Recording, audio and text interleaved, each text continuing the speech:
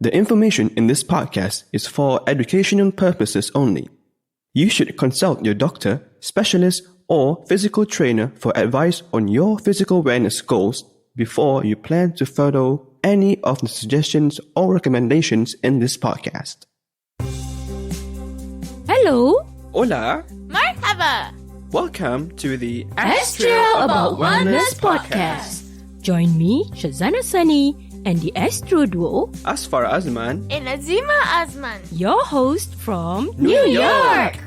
Let's strive to educate, regenerate, and elevate family institutions through optimal productivity and wellness education, one episode at a time. Are you ready? to listen to inspirational stories of trust, respect, acceptance, integrity, Love. and social responsibility for multicultural families and special need communities? Sit back and relax and be inspired by the awesome people that we highlight in the first segment of the podcast. Welcome back to the Astro About Wellness podcast. This episode is co-sponsored by Hardi Kamsani and my dad, Azman Ripin. Thank you and may God bless you. Hello. May peace be upon you. You are listening to the 22nd episode of the first season of the podcast with me, Syazana, and the Astro Duo, Asfar and Azima. In segment 1 last week, we highlighted Asfar's graduation ceremony and the reader circle with Ivy, yeah. which was part of the summer fundraiser event held live via Facebook Messenger Group. In segment 1 this week, we will talk about love and trust, how much we love celebrating Asfar's milestone or achievement in completing high school, no matter what the outcome of the school exam results. We will now entrust Asfar to talk about how he felt after graduating from high school and share his learning journey throughout high school in the Ballston Spa Central School District. Now, Azima, what questions do we have for Asfar? Okay, the first question is, how do you feel after graduating from high school? Thank you. Firstly, I am grateful for the love, trust, and support that I receive from my family, teachers, and friends here and my extended family in Singapore. Secondly, after graduating from high school, I feel bittersweet because I've really enjoyed every moment in high school and I'm glad that I've completed 4 years of learning. But I'm going to miss all my favorite teachers, friends, and staff who have made my high school experience truly unforgettable. Wow, I hope to graduate from high school too. Okay, here's the second question. What are some do's and don'ts of high school life? Okay, here are my top 3 do's of learning in high school from my personal experience. Number 1. Always put in your best effort in every class you take. Number 2. Create a strong relationship with your closest friends and keep in touch with them even after you graduate. Number 3. Enjoy your high school career because it will be one of the best experiences you will ever have. Next, my top 2 don'ts to avoid doing if you want to achieve a high GPA or overall score of more than 90% in high school are: Number 1. Definitely do not procrastinate and be distracted when doing schoolwork. Number 2. Do not stress yourself out. Rather, enjoy learning. Woohoo! Bravo, bravo! Thank you, my teen superhero. If you are a teenager or have teenage kids or grandkids, we hope you will benefit from the sharing by Asfar. For the next few episodes, we would like to invite all recent or previous high school graduates to submit your personal learning journey and share some do's and don'ts of high school life so that other students can benefit too. Send your text or voice memo via email to hello@astrorello.com or via telegram to astrorello LLC at 518-423-3590. Remember to include your name and email address with your story. Did you know that Muslims will be celebrating another Eid next week? We are now in the first 10 days of Dhulhijjah, which is the blessed month where millions of Muslims from around the world perform the Hajj ritual, also known as the pilgrimage, in the holy cities of Mecca and Medina in Saudi Arabia.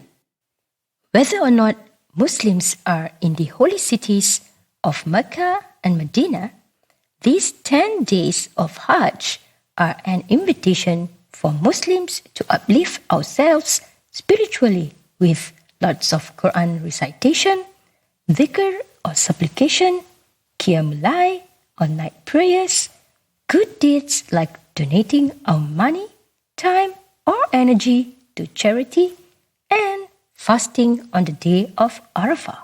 On July 20th, Muslims around the world celebrate Eid al-Adha.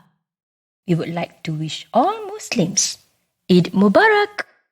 We will talk more about what Muslims do on the day of Eid al-Adha in the next episode. So, stay tuned to the next episode and listen to stories of trust, respect, acceptance, Integrity. love, and social responsibility. Coming up next, In the second segment of the podcast, we'll learn about productivity and the 9 dimensions of wellness: physical, emotional, environmental, spiritual, social, intellectual, mental, occupational, and financial wellness. So we can survive and thrive in this unpredictable world. Once upon a spring, in the village of Ballston Spa, New York, there lived 2 Muslim Asian teens and their loving parents. It's 3 o'clock in the afternoon. The bright yellow school bus has just arrived. thank you, Sean. Have a great day. Bye-bye. Hey, Abang, are you okay? Did something bad happen today? Huh? Oh, don't worry. It's nothing. Are you sure? You look kind of sad. Come on, tell me. Nothing. It's no big deal, really. Assalamualaikum. May peace be upon you, Umi. We are home. Waalaikumsalam. Welcome home, my darlings. I'm here at the patio. Amang look kind of sad. I think something bad happened at school today. Shh! Quiet, Azima. When will you ever mind your own business, huh? Is it true, Athfar? How's school today? Good, Alhamdulillah. I think he's hiding something, Umi. He didn't say a single word to me on the school bus. Azima, it's okay, my darling princess. I think it's better if we talk later after lunch. Now, go take a shower. Get changed first before performing your Dhuhr Salah or prayers. Athfar, I think I know what this is about. Your physics teacher just emailed me about your test results. We'll talk about it when you're ready, okay? Oh, why do you always have to know everything, Umi? Well, Almighty God, Allah subhanahu wa ta'ala, has gifted all mothers the intuition, or what we call the 6th sense. When it comes to our children, we often get a hunch or a clue as to what's happening. Isn't that wonderful? Yeah, sort of. For better or worse. Tests, exams, results, choices, outcomes, life of a teenager. A school-going teenager will go through many tests and exams in his or her life and needs to be ready to receive the results, be it good or bad, passed or failed, poor or excellent. Now it's time to welcome our special guest, Brother Muhammad Ali. Welcome back to the show, Brother Ali. So, Brother Ali, what are some winning ways to deal with disappointments in life? Do you have some tips for teens like us? Well, first and foremost, a lot depends on our cognition, our self-talk. When dealing with disappointment, having a positive mindset helps. We start by accepting that disappointment is a part of life. And with this acceptance, we normalize the feeling that it is okay to feel sad or disappointed over things. So, you heard that? It is okay to feel sad or disappointed because we are only human and humans have emotions. However, what matters more is how we manage our emotions. Brother Ali will guide us on what to do next. The next thing to remember is that disappointment comes from a sense of failure. Hence, in trying to cope, some people try to avoid disappointment by setting low expectations of themselves, being an underachiever. In other words, they will think that if you aim low, you will definitely get what you set out to do. But this undervalues our efforts and our potential to grow and be greater than who we are. Some go to the other extreme by aiming unrealistically high, giving them a sense of justification for their failures. They might be doing this unconsciously. However, if done continually, you will eventually get frustrated that the efforts you have put in did not bear the outcomes that would give you satisfaction.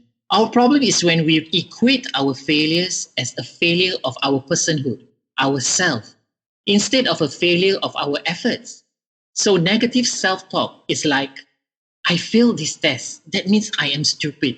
I am useless. I am not worthy. I deserve this failure. Oh, I think I'm starting to understand it now. Yeah, me too. Now, positive self-talk converts the disappointments into reviewing our actions that leads to the failure. I have failed this time. What could I do differently to achieve better results? What could I correct? Who could help me to improve? So the first tip is to change your negative self-talk into positive. Focus on looking at your efforts to improve them instead of lamenting why the failure had to happen despite your efforts.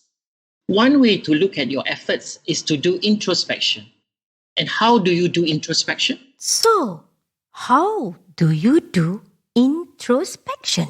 Believe it or not, research has found that there is actually a right way and a wrong way to do introspection. So I suggest remembering the following 3 T's. 3 T's? The letter T? Or like Turkish tea for me to drink? Oi, Azima, I think it's the letter T, right? So, what's the first T? 1. Time. Set aside a quiet time for yourself. Introspection is best done when you are alone, away from distractions, because you need to focus. Have something to jot down your thoughts. Keep a journal, and this is very useful to ensure you capture your thoughts and reflections.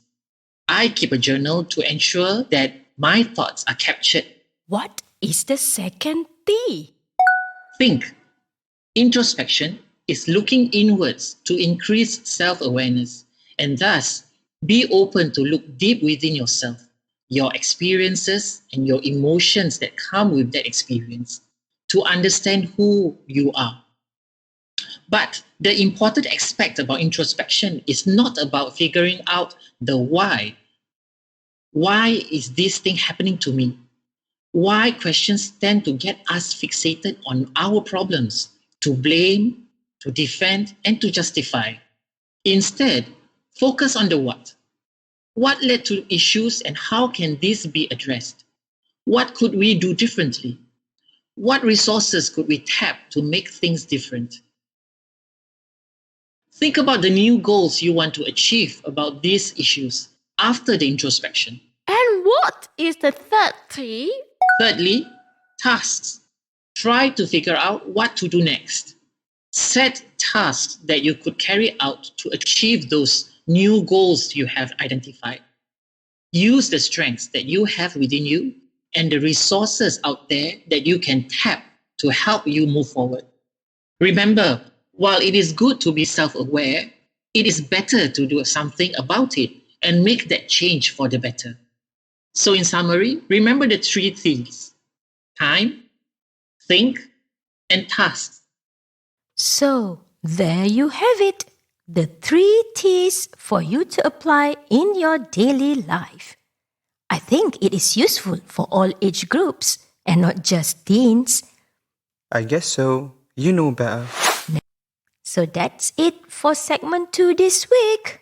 Next week, we'll continue to strive to achieve emotional, social, and mental wellness with Brother Ali. So, stay tuned to the next episode. Bye! Hooray! We've now come to the end of the show today. If you have enjoyed our show, Like us on Instagram, Facebook, and Twitter. At Astrowello, ASKTRIOWELLO. send us your feedback. To Syazana at astrowello.com. Visit our website at astrowello.com and subscribe to Astro About Wellness Podcast. Woohoo!